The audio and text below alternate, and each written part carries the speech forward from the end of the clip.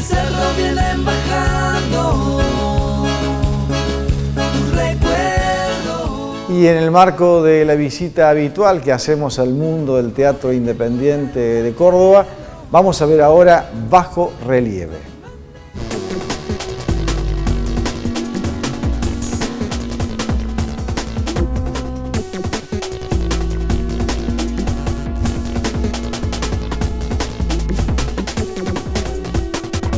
La idea empezó con una búsqueda que no sabemos dónde ir en realidad. Era como teníamos grupo, teníamos gente con muchísimas ganas de hacer una obra y empezamos en la búsqueda, el hecho de decir qué podemos hacer y empezamos a leer obras, empezamos a tirar ideas y releyendo un montón de cosas me topo con Lovecraft, con el escritor, y me topo con un cuento, El color que cayó del cielo. Así que más o menos ahí ya nos empezamos a encaminar y después fue toda una cuestión de búsqueda, prueba y error, de ver hasta dónde era demasiado narrativo, hasta dónde era demasiado literal, hasta dónde era demasiado teatral, para tratar de encontrar como una especie de equilibrio.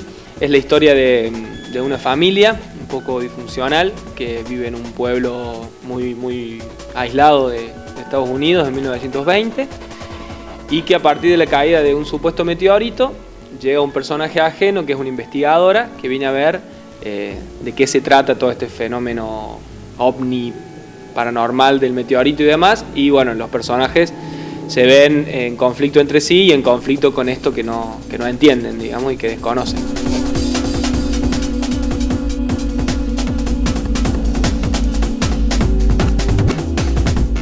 Fuimos cada uno de acuerdo a sus recursos, de lo que iba viniendo, también de la disciplina, algunos hacen danza y también entonces sacaron eso para, a través de lo físico, empezar como desde ahí, después ver lo emocional del personaje, otros hicieron al revés. Yo soy psicóloga, por ejemplo, y a mí me sirve particularmente verlos a ellos que vienen desde otras ramas totalmente diferentes para tener en cuenta también un montón de otras cosas. Relajarme en algunas cosas, tener en cuenta otras y así es como que, bueno, uno va creciendo y se va nutriendo del grupo. Me parece que es interesante cómo se las arregla en este caso el formato del teatro para enfrentarse a un género que por ahí el cine tiene recursos para resolverlo de manera mucho más efectiva en cierto sentido. Entonces me resulta interesante ver cómo los elementos musicales y todos los sonidos, cómo interactúan, cómo tenemos que interactuar nosotros con ellos, desde el personaje o no, cómo eso va dialogando con lo que plantea la obra y cómo va resolviendo esta intención de generar intriga por momentos y de generar suspenso, que no es nada fácil. La obra se apoya muchísimo en recursos técnicos y cuestiones sonoras que son netamente técnicas, de radioteatro para generar ambientes, y eso le genera un apoyo al actor a la hora de actuar. Porque no es muy fácil decir al actor, bueno, ahora hazme suspenso, ¿no? Ahora quiero que haya misterio, ¿no? Entonces como que de repente es muy difícil, no solamente, cuesta apoyarse solamente en las palabras en ese sentido. Entonces fue toda una especie de comunión entre la iluminación que le genera un clima y la cuestión auditiva también. El desafío a nivel actoral también es que es un diálogo constante entre lo que pasa en escena, digamos, lo que nos pasa a nosotros como personajes, articulado con la escenografía y la iluminación. O sea, siempre lo tenés que tener consciente, o sea, no, si bien se vivencia el aquí ahora en escena, todo el tiempo estás atento a que los recursos los manejas vos.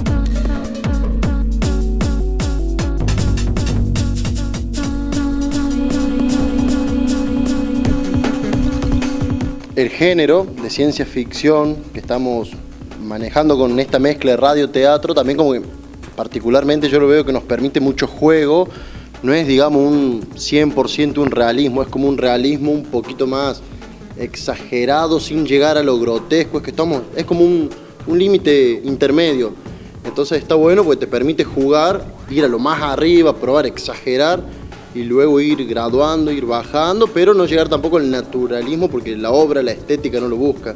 De lo que yo veo en el Teatro de Córdoba hay poca ciencia ficción.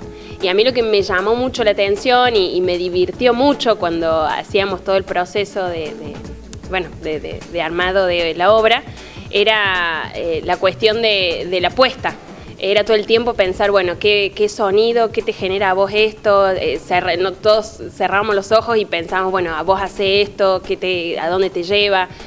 Como que Eso es me parece como lo más novedoso y lo innovador de armar y desarmar, entonces generarle a la audiencia este protagonismo de tener que identificar a dónde estoy. Ah, claro, ellos están ahora en el techo, claro, ahora están en la casa.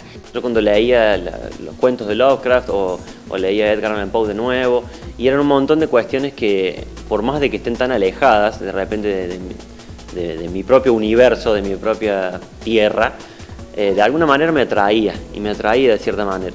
Y me parece que fue una especie de juego de contraste en realidad, en el hecho de... Está bien, yo puedo actualizar la obra, puedo decir que es acá en Córdoba, puedo decir que todo lo demás, pero me parece que eso genera un vínculo estrictamente distinto con el espectador.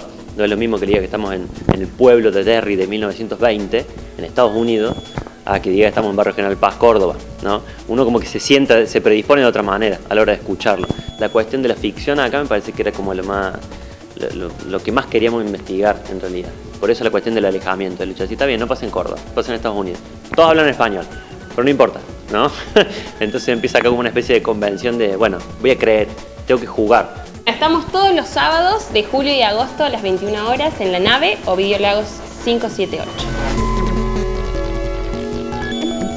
Última pausa en el programa de hoy, no se vayan, ya regresamos.